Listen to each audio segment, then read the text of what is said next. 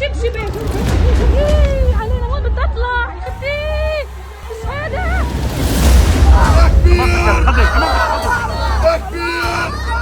Gaza में बरस रहे बम एक अस्पताल के कैंपस में गिरे तो ये हाल हो गया। चीख पुकार मच गई। जिस अस्पताल में घायल लोग इलाज के लिए पहुंच रहे थे वहां 500 लोग मारे गए। जो बचे उन्हें अल अहली अस्पताल से गाजा के दूसरे अस्पताल में शिफ्ट किया गया। लेकिन बच्चों समेत दूसरे मरीजों की मौत का जिम्मेदार कौन है, सवाल के उठते ही इजराइल ने इस्लामिक जिहाद पर तो फिलिस्तीन और हमास ने इजराइल को अस्पताल में बम गिराने का दोषी ठहरा दिया। सबसे पहले यूएन में फिलिस्तीन के राजदूत रियाद मंसूर को सुनिए, जो सीधे सीधे इजरायली पीएम को झूठा बोल देते हैं। The Israeli Prime Minister today said, and I quote, the intelligence from multiple sources said that it's the Islamic Jihad is responsible for the failed rocket launch. Your response? He is a liar.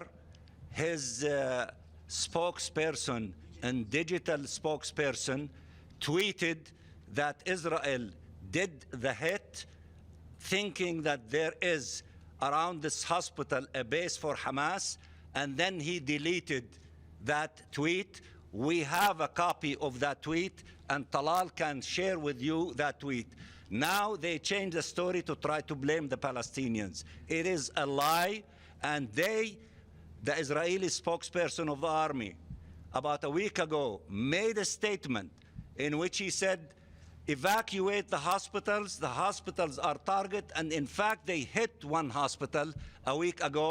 So their intentions is evacuate or hospitals will be hit, and they are responsible for that crime, and they cannot fabricate stories to deal with it.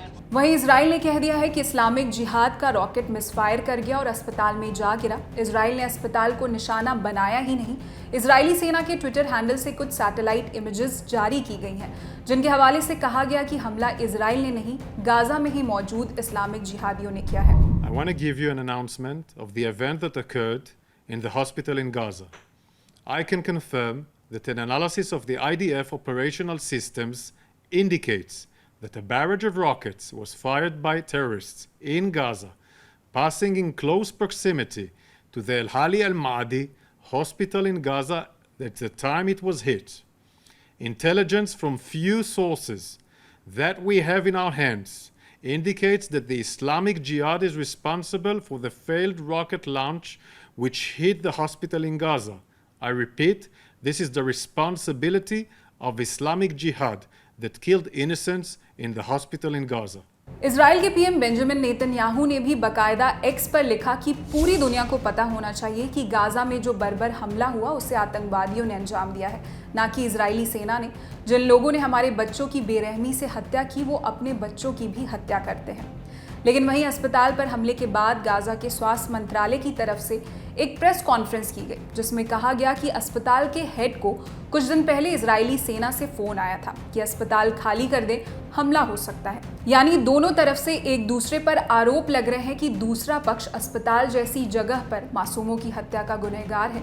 अब ये कैसे पता चलेगा कि असल गुनहगार कौन है? जंग के हालात में कोई निष्पक्ष कमेटी वहां जाकर फैसला करने से रही, यानी ये पक्का पता लगने में जंग रुकने तक का समय लग सकता है कि आखिर अस्पताल पर किसने बम गिराया, गलती से गिरा या जानबूझकर निशाना बनाया। वहीं अस्पताल में रॉकेट से हमले के बाद जंग लंबी खिंचने का खतरा बढ़ गया है, क्योंकि जब अमेरिका जंग को रोकने की कोशिश में लगा था, अमेरिकी पीएम जो बाइडेन इजराइल पहुंचने से ठीक पहले शांति की कोशिशों के तहत जॉर्डन की राजधानी अमान में एक बैठक करने वाले थे, जो अस्पताल पर हमले की वजह से रद्द हो गई है। इसमें जॉर्डन के किंग, मिस्र के राष्ट्रपति और फिलिस्तीनी राष्ट्रपति महमूद अब्बास भी शामिल होने वाले थे।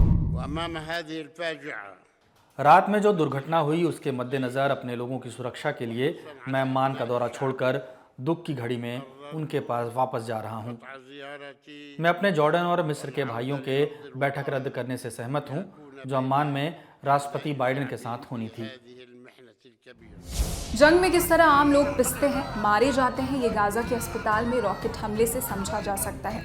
इस हमले में 500 लोग मारे गए हैं, लेकिन इस बात का खतरा भी बढ़ गया है कि जंग शायद जल्द ना थमे। चाहे ये हमला गलती से हुआ हो या बदनीयती से, कई और निर्दोष जंग की आग में झुलसेंगे।